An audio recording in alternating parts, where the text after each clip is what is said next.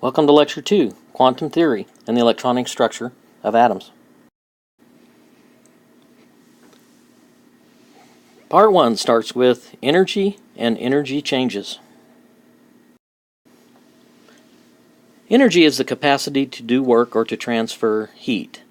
The following are examples of energy: radiant energy, thermal energy, chemical energy, nuclear energy, and gravitational potential energy. I will not require you to know the definitions of all of these. However, we will focus on a few select types of energy that are relevant to chemistry in the next slide. On the potential energy side, which is the energy of position, we will pay attention to chemical energy, which is the energy stored within the structural units of chemical substances, that is, the energy stored in the bonds, and the breaking and making of bonds will determine energy changes in chemical reactions. For electrostatic energy, this is energy that results from charged particles. We will look at this in the area of ions and the forces and the energy associated with holding ions together in a lattice structure. For kinetic energy, which is the energy of motion, we will study the thermal energy, which is the form of energy dealing with the random motion of particles, and we will look at this type of energy and measure it with a thermometer. However, note that temperature and thermal energy are not the exact same quantities, where temperature is an average of the thermal energy, whereas the thermal energy is an extensive quantity and depends upon how much matter you have, whereas temperature is an intensive quantity and does not matter upon the amount of substance available. The basic unit of energy in the SI system is the joule. The joule is a derived unit. It is a kilogram meter squared per second squared. In the English system, it is the calorie.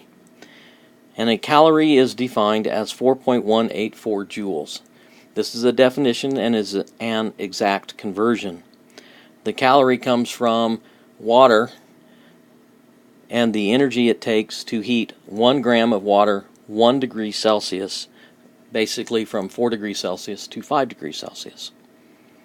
And finally, the food calorie, the one that we see on labels in stores, is 1,000 of our chemical calories that we just described by the definition of water, or 1 kilocalorie. Next, we will look at the nature of light, its function as a wave and as a particle. Properties of waves. The wavelength is the distance between identical points on successive waves. They can either be from peak to peak, trough to trough, or midpoint to midpoint, so long as they are measured at the same point in the wave function from wave to wave. Frequency, on the other hand, is the number of waves that pass through a particular point in 1 second. In this diagram over here, this is 1 second, and it's showing the different colors of light. In essence, red waves are lower frequency, purple waves are higher frequency, and the number of vibrations that occur per second determines their frequency. And finally, the speed of a wave is given by multiplying the wavelength, usually in meters, by the frequency in cycles per second, which gives a speed of meters per second. This is a generic equation for the speed of a wave. Next, we'll be looking at the speed of the light wave and the relationship of wavelength and frequency. Maxwell in 1873 proposed that visible light consists of electromagnetic waves. This radiation is the emission and transmission of energy in the form of electromagnetic waves, And the speed of light established in a vacuum now has been set at 299,792,458 meters per second.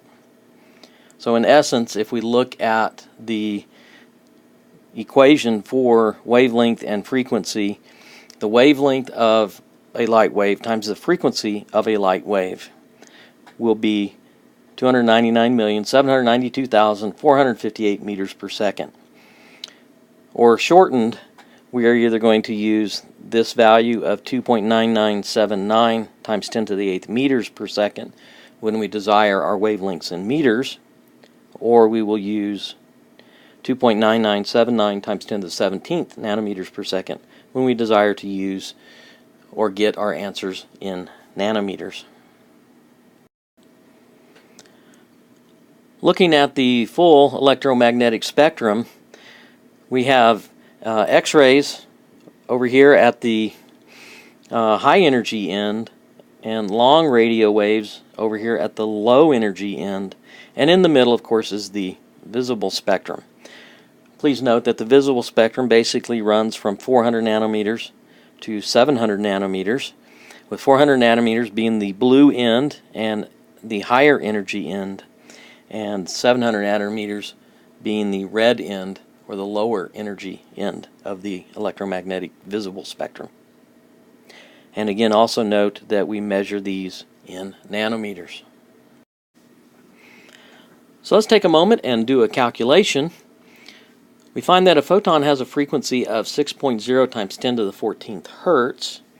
We want to convert this frequency into wavelength in nanometers, and then ask the question, does this frequency fall within the visible region of the electromagnetic spectrum? So using this equation with the 2.9979 times 10 to the 17th nanometers per second, we're going to do lambda equals 2.9979 times 10 to the 17th nanometers per second, and we're going to divide that by 6.0 times 10 to the 14th hertz. And what happens here is the per seconds and the hertz cancel, giving us a calculation in nanometers. The resulting calculation is approximately 500 nanometers. 500 nanometers is between 400 and 700 nanometers, placing this in the visible region of the electromagnetic spectrum. Waves and interference. Constructive interference occurs when waves vibrate in phase with each other. That is, the peaks and the troughs line up. They don't have to be perfectly in phase, but when they are, the waves tend to add up on top of each other and magnify the effect of the wave or increase its power. In destructive interference, the waves are not in phase with each other, and the waves after time cancel each other out. The result of this is little or no wave action occurring. In electromagnetic waves, we see these wave properties exhibited, and therefore we know that light exists as a wave. The double slit experiment shows us the wave nature of light. In the first slit, we get a single type of wave that then hits a second set of slits. This pair of slits then creates two waves, and the two waves constructively and destructively interfere with each other, resulting in the bands that you see over here. These areas of light are where constructive interference has been occurring, and these darker areas between them are areas where destructive interference is occurring. And as you can note here, that the brightest areas are where the most overlap would occur, and the darker areas are where the most out of phase the light waves are. Next we will look at quantum theory, the idea that energy and light exist in packets. First, the black body problem. A black body is an object that is opaque, non-reflective, and in thermal equilibrium with its surroundings. The study of black bodies by Max Planck, a student of Maxwell, led to the idea of quantum mechanics. Max Planck determined that energy, the light being emitted from a black body, is either emitted or absorbed in discrete units, that is, in quanta or quantum. He was able to solve a problem where the light emanating from black bodies as they heated up matched their frequency or their energy, and the equation he came up with was the energy of the light equals h, which is called Planck's constant, times the frequency, which also equals h, Planck's constant, times wavelength, times, the speed of light, divided by the wavelength. H, Planck's constant, is given as 6.62607 and a little bit more, times 10 to the minus 34th joules seconds.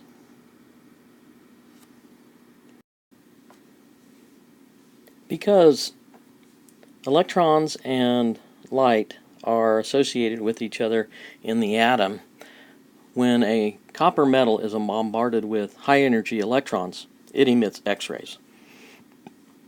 We want to calculate the energy in joules associated with the photons if the wavelength of the X-ray is 0.154 nanometers. We will be using the energy equals h times c divided by wavelength, this part of the equation, in order to determine the energy of the photons. So h, 6.62607 times 10 to the negative 34, and we're going to multiply that by the speed of light in nanometers, 2.9979 times 10 to the 17th, and we're going to divide that by 0.154 nanometers. And the result of this calculation is 1.29 times 10 to the minus 15th joules. The photoelectric effect occurs when light is shined on a metal surface and electrons are ejected. In this case, light acts as a particle and can cause the electron to be ejected if the light has sufficient energy, or in other words, it has a minimum frequency. This minimum frequency is called the threshold frequency. Any light that has less energy will not be able to eject the electrons. That is, it doesn't have enough energy to remove the electrons from the surface of the metal. In looking at this dilemma solved by Einstein, two light beams having the same frequency with different intensities demonstrate that intensity is directly related to the number of photons. That is, if they have sufficient energy to eject electrons, we'll see a count on the meter. The higher the intensity, the more photons there are. The more photons there are, the more electrons that are ejected. This gives us the state that that light has a wave nature and a particle nature. And we call the particle of light a photon. Bohr's theory of the hydrogen atom. This works very well for the hydrogen atom, but unfortunately these ideas that we will talk about did not become applicable to more complex atoms like helium when a second or third electron was added to the system. A continuous spectrum is a spectrum that contains all the wavelengths of light in the visible spectrum. We get a continuous spectrum from a white light source that produces all the wavelengths. In an absorption spectrum, we use this white light and we pass it through a sample of substance.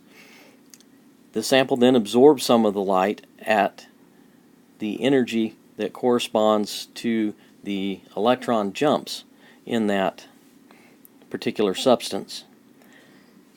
The light that does not correspond to these jumps of electron transition levels passes through and results in a series of dark lines where the absorption occurred, or in other words, the light of that particular wavelength frequency was absorbed by the substance. In the hydrogen atom, the spectrum is shown below. There are 4 lines that we can see in the visible spectrum. An emission spectrum is a complementary spectrum to the absorption spectrum. It is the result of light passing from a sample. In this case, if we took a hydrogen sample and electrified it, it would produce light that then we would pass through a prism to separate the light into its individual components, which would result in a spectrum that has only those lines where emission occurs. That is where the electrons are moving from higher energy levels to lower energy levels. Bohr's model of the atom demonstrated a few things. First, an electron can only have a specified or quantized energy level because the electrons moved only from one place to another. It only had specific lines in the visible spectrum. Number 2, light is emitted as the electron moves from one energy level to another energy level. That is as it goes from a higher energy level to a lower energy level, it's going to emit light. If it goes from a lower energy level to a higher energy level, that's an absorption of light, and we'd have an absorption spectrum. And finally, the energy of an individual level is given by the energy of that level, N, equals the negative of the Rydberg constant, given below, times 1 over N squared, where N is an integer value, 1, 2, 3, 4, etc. When light has the exact energy difference between 2 energy levels, the electron absorbs that energy and moves up to the higher level, as we can see here. This results in an excited state. On the other hand, if an electron is already in an excited state and loses its excess energy and goes down to its ground state or to a lower state, then a photon is emitted. That is, the excess energy is given off as light. The first corresponds to an absorption spectrum with dark lines, and the second corresponds to an emission spectrum with light lines. We can calculate the energy difference by taking the energy of the final state and subtracting the energy of the initial state. That's the change in energy. An energy of a photon as it goes from a higher energy level to a lower energy level would be negative RH, the Rydberg constant, times 1 over N final squared minus 1 over N initial squared. When we put the energy of the photon into a calculation, we use the absolute value for that energy because these calculations give us a positive energy when an electron absorbs the photon and a negative energy when the electron emits a photon. However, we cannot use negative energies when calculating the wavelength of a photon. Finally, let's calculate the wavelength of a photon emitted by a hydrogen atom as its electron drops from one of the higher energy states, 3, 4, 5, or 6, down to the n equals 2 state. All of these transitions occur in the visible spectrum. In addition to the energy of a photon equation from using the Rydberg constant, we will also need energy equals hc over lambda to calculate the wavelength, which when algebraically manipulated gives us lambda equals hc over E. In this case, we're going to use the absolute value of the energy that we get. So first, let's calculate the energy of the photon. So we have negative 2.17987 times 10 to the negative 18th joules. No, it doesn't look like an 8, does it? And our final state is 1 over 2 squared, because we're going down to n equals 2. And I'll choose as our initial state n equals 5. 1 over 5 squared, so that we get the following.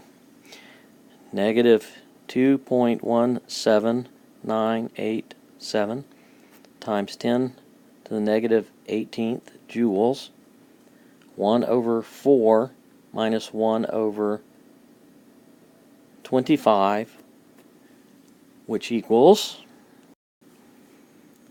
4.5777 times 10 to the negative 19th joules.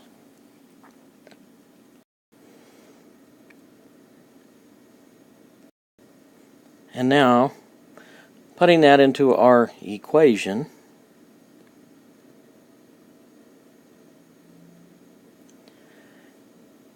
we will then be able to calculate the wavelength.